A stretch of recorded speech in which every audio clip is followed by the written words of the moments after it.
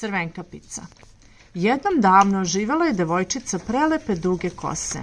Živela je u selu blizu šume sa svojom majkom. Jednom prilikom baka joj je poklonila prelep crveni kaputić koji je imao crvenu kapuljaču.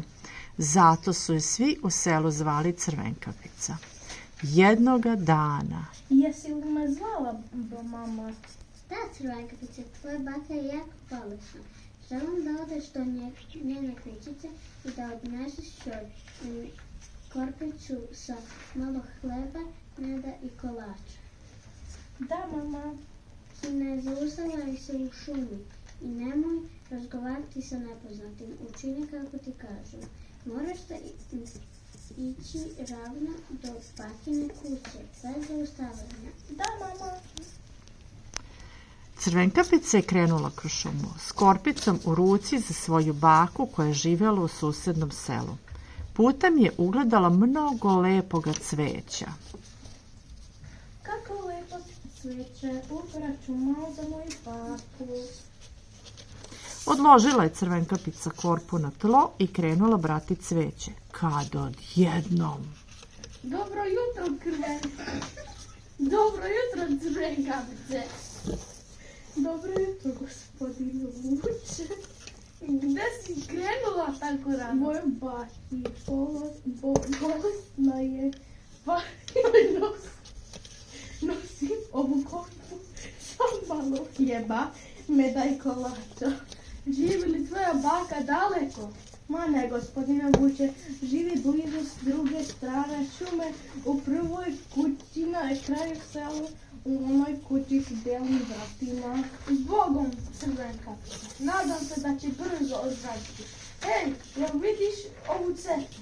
Da, vidim. Samo prati ovu cestu i ona će te do bagine kuće. Hvala! Vidimo se. Crvenkapica nije poslušala majčin savjet, nego je nastavila brati cveće. U međuvremenu je Vuk pokucao na vrata bakine kućice. Kuc, kuc. Ko je?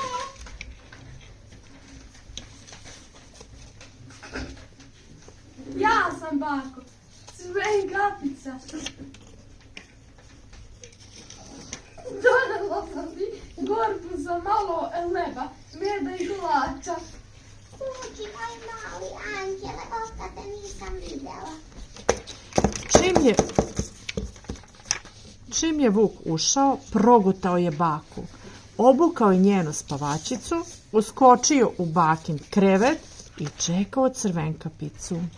Nekoliko minuta kasnije stigla je Crvenkapa do bakine kućice. Pokucala je na vrata. Kuc, kuc. Ko je? Bako, to sam ja, tvoja unuka Crvenkapica. Donala sam ti korpicu s hljebom, medom i kolačima. Uđi, moj mali anđele. Crvenkapica je ušla u kućicu. Odmah je otišla do bakine sobe. U krevetu je čekao Vuk prerušenu bakinu spavačicu. Uđi, moj mali anđele, odmori se malo. Crvenkapica je sela na stolicu i pogledala prema baki. Bako,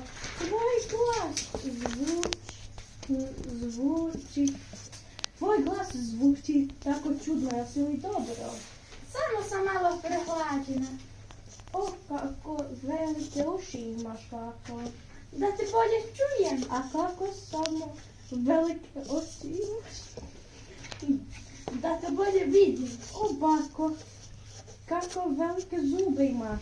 Da te mogu pojesti. Vuk je progutao Crvenkapicu, a onda zaspao. U međuvremenu je lovac Luka prolazio pokraj bakine kućice. Ugledao je otvorena vrata pa ušao unutra tražeći staricu. Umesto nje ugledao je Vuka.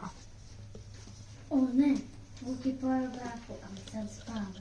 Dohvatio je lovac Luka, Vuka i naterao ga da ispljune jadnu baku i Crvenkapicu, koje su srećom još uvek bile u jednom komadu. Hvala od srca.